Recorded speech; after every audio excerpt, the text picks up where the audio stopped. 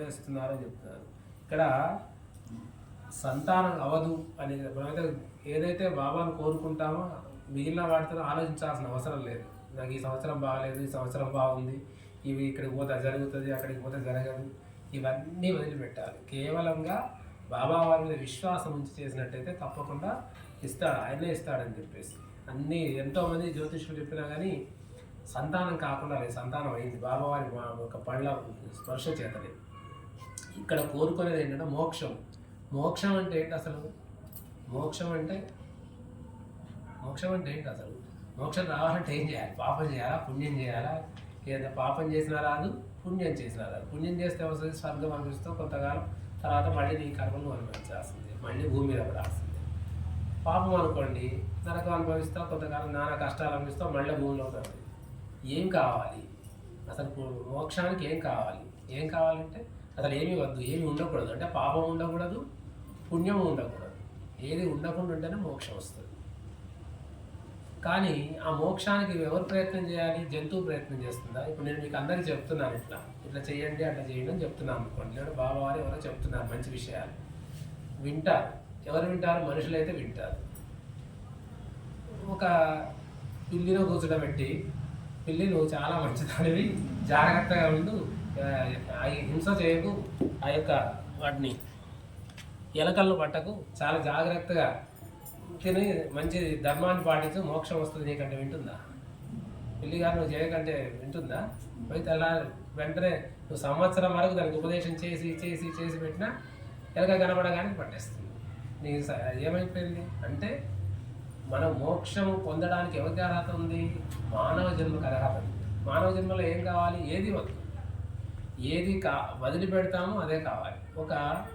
ఒక ఆయన, ఒక శిష్యుడు అంటే సంసారి, ఆయన ఏం చేస్తాడంటే సంసారంలో ఉండే అతను వెళ్ళి గురువు గారి దగ్గరికి వెళ్ళి, నాకు ఏదైనా ఎన్ని పుస్తకాలు చదివినా కానీ దాంట్లో ఏమైనా ఉండే చివరిలో ఇవన్నీ నేర్చుకోవచ్చు, కానీ గురుముఖత లేదు, నీకు ఏం పని చేయదు అని చెప్పినట్ట. గురువు చెప్తేనే నీకు ఫలితం ఇస్తుంది, లేకపోతే నీకు ఏం ఫలితం రాదు అని చెప్పినట్ట. సరే ఎవరినో వెతుక్కున్నాడు, నాలాంటి వచ్చిరాని గురువు ఒక అతను వెతుక్కొని వెళ్ళి గురువు గారు ఇట్లా మంత్రం ఉపదేశించాలి నాకు అన్నట్ట. ఎందుకు అంటే ఏది చదివినా సరే గురుముఖత అనేది వస్తుంది ప్రతి పుస్తకంలో కూడా. మరి ఏం చేయాలి అంటే, సరే చెప్తాను కానీ ఇప్పుడు కాదు, 2 రోజుల తర్వాత అంటారు. అంతే కదా, నేను కూడా అంతే కదా, మసాలా దింపుకుంటే కానీ పనిచేస్తాను అట్లా. అందుకని అట్లా 2 రోజుల తర్వాత మళ్ళీ వచ్చిండట. మళ్ళీ గురువు గారు నాకు ఈ మంత్రం ఉపదేశాన్ని ఇప్పుడు కాదు, ఇంకా 4 రోజుల తర్వాత మళ్ళీ వచ్చిండు. వదిలిపెట్టట్లేదు. కానీ మళ్ళీ అట్లా చాలా రోజులు వచ్చిన తర్వాత చివరికి అమ్మ వీడు బాగా ఇంట్రెస్ట్ ఉన్నదని చెప్పేసి, సరే నువ్వు ఒక పని చేయి, కార్తీక పౌర్ణమికి రా అని చెప్పింది. కార్తీక పౌర్ణమి మంచి రోజు, అన్నిటికన్నా మంచి రోజు కదా, కార్తీక పౌర్ణమి రోజురా నీకు ఉపదేశం చేస్తానని చెప్పాడు. సరే అనుకున్నాడు. కార్తీక పౌర్ణమి రేపనగా ముందు రోజే వచ్చి కూర్చున్నాడు. తెల్లారి మళ్ళీ గురువు ఉంటాడో వెళ్ళిపోతాడు తెలియదు. వచ్చి ముందు రోజే కూర్చొని తెల్లవారక ముందే గురువు ఏం చేశాడు, వీడు నన్ను విడిచిపెట్టాడు లేడని చెప్పేసి ఆ శిష్యుని తీసుకొని వచ్చిన అతను ఎవరైతే మంత్రస్థితి కావాలనుకున్నాడో అతను పట్టుకొని నది తీరానికి వెళ్ళిపోయి స్నానానికి వెళ్ళి నేను కూడా నలుగురు నీళ్ళని దింపాడు, మంత్రోపదేశం చేస్తా అని చెప్పేసి తక్కువ ఏం చేశాడు, ఆ జుట్టు పట్టి తలలో గట్టిగా నదిలో ముంచేశాడట. కొట్టుకుంటాడు కదా, ఏం అర్థం కాదు, మునిగిపోతున్నాడు, గాలి రాదు, అందదు, అయోమయమైపోయి పైకి లేపాడు. మళ్ళీ ముంచేశాడట. మళ్ళీ ముంచేసరికి మళ్ళీ అట్లా కొట్టుకొని లేచాడట. లేచి గురువు గారికి కోపం వచ్చింది, ఏంటి మంత్రోపదేశం చేస్తానని నీళ్ళలో ముంచేస్తా, ఏమనుకుంటున్నావు అని అది అని ఏడ్చాడు. అంటే నీకేం కనబడింది? నువ్వు నీళ్ళలో ముట్టుకుంటావు కదా, నీకేం కనబడింది? ఎవరైనా గుర్తొచ్చారా నీకంటే? ఎవరు గుర్తొస్తుంది? ఆ ప్రాణం గుర్తొచ్చింది. నాకు అక్కడ ఎవరు గుర్తు రాలేదు, నాకు ఏమీ గుర్తు రాలేదు. చెప్పండి, మీ కొడుకు గుర్తొచ్చాడా? లేదు. భార్య గుర్తొచ్చిందా? లేదు. మరి ఎవరు దేవుడు నీకు పిల్లలు గుర్తొచ్చారు? ఏమీ లేదు. మరి ఏం గుర్తొచ్చింది? నా ప్రాణం నాకు గుర్తొచ్చింది. అంటే నేను బ్రతకాలనే తప్పన ఏం లేదు. అట్లా ఉంటేనే ఆ స్థితికి వెళ్ళగలిగిన రోజు నువ్వు నా దగ్గరికి రా అని చెప్పాడు. అంటే ఏం చేయాలి? ఆ స్థితికి వెళ్ళగలిగిన రోజు, ఆ స్థితికి వెళ్ళగాలంటే చాలా సమయం, చాలా సేవ, చాలా యొక్క ఉపదేశం పొందాలి. అంటే దాని యొక్క స్థితిలోకి వెళ్ళాలంటే చాలా సాధన చేయాలి. అంత ఈజీగా వచ్చే విషయం కాదు. కానీ మోక్షం అనేది వట్టిగానే రాదు, వచ్చి వస్తుంది ఎట్లా కుదురుతుంది? కాబట్టి ఇక్కడ బాబా వారికి పోతే జ్యోతిష్కులు చెప్పినా అదే అవసరం లేదు, గురువుని అనుగ్రహిస్తారు. గురువు అనుగ్రహం, బాబాని అనుగ్రహం అంటే చాలా అన్నీ వస్తాయి. మనకి ఏదైనా రాజే మనవాడు అనుకోండి, అప్పుడు ఏమవుతుంది? మనకి ఏది కావాలంటే అది వస్తుంది. కాలేదనుకోండి ఇప్పుడు మంది పట్టుకుంటే వాడిని బతిలాడి వెళ్ళి చికాకు పడాలి, ఇబ్బంది పడాలి, రకరకాలుగా చాలా చికాకు. కాబట్టి అంత ఈజీగా ఏది రాదు. రావాలి అంటే దానికి సాధన చేయాలి, కానీ గురుముఖతనే ఉండాలి. మీకు వేదవ్యాసుడు తెలుసా, విన్నారా? వేదవ్యాసుడు ఏం చేస్తాడు? వేదాలను రాశాడు, భారతం. అవును కదా, భారతం రాశాడా? భాగవతం రాసిన వేదవ్యాసుడేనా? మరి వేదవ్యాసుడు ఏం చేస్తాడంటే అంటున్నారు. వేదవ్యాసుడి కొడుకు ఎవరు? అయ్యా భాగవతం చూస్తున్నారు కదా, టీవీ వినట్లేదా? ఒకడప్పుడు వచ్చే చిన్నప్పుడు శుకుడు అని చెప్పి. శుకుడు అంటే రామచిలుకని శుకము అంటారు. అంటే అంత చక్కగా రామచిలుక ఎట్లా పలుకుతుందో అట్లా పలుకుతాడు కాబట్టి అతని శుకుడు అంటారు. అందరికీ ఋషి లేకపోతే ముని ఇట్లా అందరి పేర్లు ఉంటాయి, కానీ శుకుడికి శుక బ్రహ్మ అని ఉంటుంది. అలాంటి ఒక శుక బ్రహ్మ తండ్రి దగ్గర వేదాలన్నీ నేర్చుకోవడం. వేదవ్యాసుడు అన్ని వేదాలు రాసిన వాడే వేదవ్యాసుడు. కాబట్టి ఆయన దగ్గరికి వెళ్ళి శుకుడు కొడుకు మొత్తం వేదాలన్నీ నేర్చుకున్నాడు. పుట్టడమే వేదం నేర్చుకుంటూ పుట్టాడు. అట్లా అన్ని నేర్చుకున్న తర్వాత తండ్రితో అన్నాడు, నాన్న ఇంకా మీరు చెప్పిన దాంట్లో ఏదో తక్కువ ఉంది అన్నాడు. అది ఇట్లా అన్ని చెప్పాను, లాస్ట్కి మిగిలేదు ఏంటంటే బ్రహ్మ సత్యం జగన్ మిథ్య. ఏంటి బ్రహ్మ సత్యం జగన్? ఇదంతా కనబడుతుందంతా ఏం లేదు. ఏదైనా వస్తువు మీద మనకు ఇంట్రెస్ట్ ఉంటే ఏమవుతుంది, తినాలనే కోరిక. ఉదాహరణకి మంచి అన్నం కూరగాయలు అన్నీ పెట్టారనుకోండి, మనం ఏం చేస్తాం, ఇంట్రెస్ట్ ఉంటుంది తినాలి. తీరా తినే సమయానికి ఎవడన్నా వచ్చి దాంట్లో బలి పడదు అనుకోండి, చెప్పాను దానికి ఇంట్రెస్ట్ ఉంటుంది. ఇంట్రెస్ట్ ఉంటుంది అతను యాచి అది వద్దని. అంతసేపు నీకు అంత ఇంట్రెస్ట్ ఉన్న అవి ఇస్తారే, అప్పుడు దూరం ఎందుకు పెట్టావు అంటే ఒక చిన్న దోషం జరిగింది. చిన్న దోషం కూడా జరగకుండా ఉండడం. ఇక్కడ ఆ చిన్న విషయం తెలియట్లేదు నాన్న, మీరు ఏదో తప్ప చెప్తున్నారంటే ఎంత చెప్పినా సరే, ఎన్నిసార్లు చెప్పినా సరే అశుక బ్రహ్మ ఊరికి నీకు తెలియట్లేదు, మీకు ఏదో తప్ప చెప్తున్నారంటే వీడికి ఇట్లా నా మాట వినడం కుదరదు. కాబట్టి ఒక పని చేస్తాను, జనక మహారాజు బాగా వేదాలు చదువుతున్న మహర్షులు, సీతమ్మ జనక మహారాజు తెలుసుగా, ఎవరు? సీతమ్మ తెలుసు. ఆయన కూడా బాగా పండితుడు. ఆయన దగ్గరికి వెళ్ళి విషయం అంతా తెలుస్తుంది అని చెప్పాడు. సరే అని చెప్పేసి వెళ్ళాడు. జనక మహారాజు ఏం చేశారంటే, శుకబ్రహ్మ వస్తున్నాడు నా దగ్గరికి, కాబట్టి గురువు ఏం చేస్తాడంటే మంచి శిష్యుడు వస్తే ఆనందపడతాడు. శిష్యుడి వల్లే గురువు అభివృద్ధి అవుతాడు. రామకృష్ణ పరమహంస స్వయంగా అవ్వలే, వివేకానంద వల్ల అయ్యాడు. అందులో మంచి శిష్యుడు దొరుకుతాడని ఆనందపడతాడు. అలాంటి గురు శిష్యుడు కావాలని చెప్పేసి ఈ శుకబ్రహ్మ ఏం చేశాడు, వెళ్ళిపోతుంటే మరి అలాంటి శిష్యుడికి పరీక్ష పెట్టాలి కదా ముందు.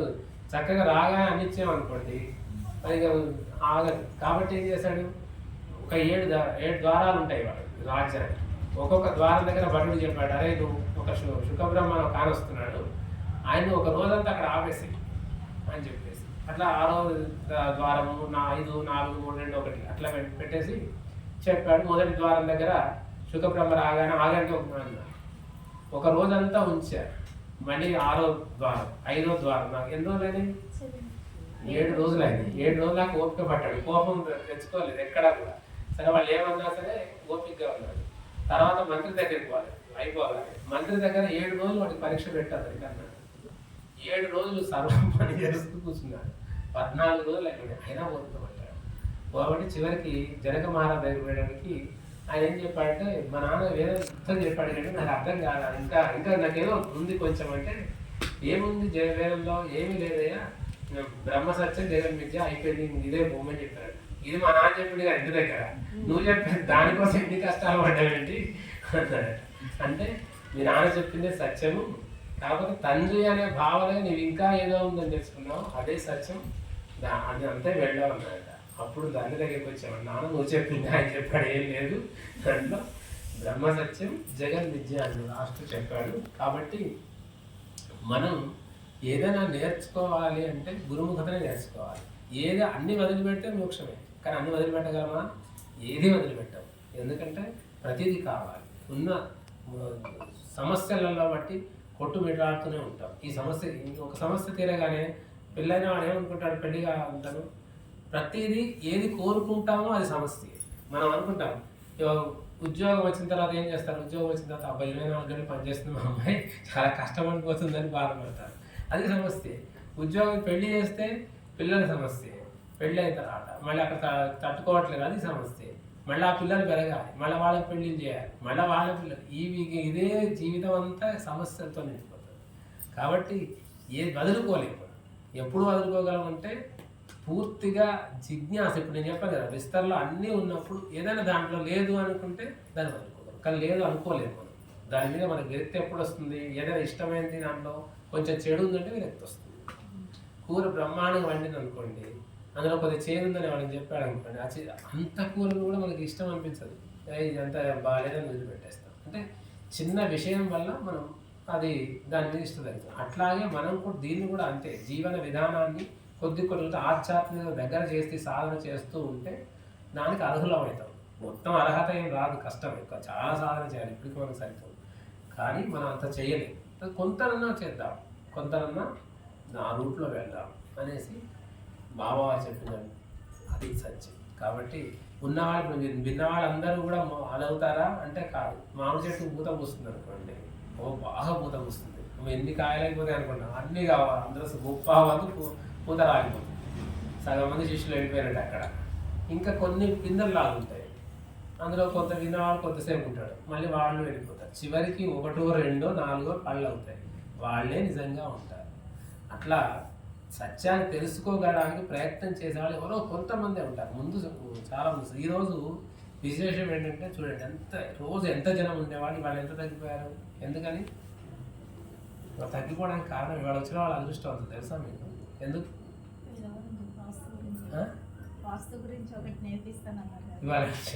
ఇవాళ బాగానే గుర్తుంది. ఇవాళ ఏకాదశి, శనివారం. ఏకాదశి రోజు విష్ణునామాన్ని స్మరించడం వల్ల విపరీత ముక్తి వస్తుంది, అర్థమైంది? శనివారంతో కూడుకున్న ఏకాదశి చూసారు. ఇన్ని రోజులు ఇంతమంది వచ్చారు, ఇందులో సగం మంది వెళ్ళిపోయారు. కర్మ అనేది అలా ఉంటుంది, విచిత్రం. కాబట్టి మనం స్వయంగా మనంతా మనం గురుముఖత నేర్చుకునేదే విద్య. అంతేగాని టీవీలో చెప్పిన కానీ మంత్రం చెప్పేసి టీవీలో చెప్తున్నారు కదా ఈ మధ్య, మంత్రాలు చెప్పేసి చేసుకోండి మీకు అనగానే వచ్చేస్తాయా?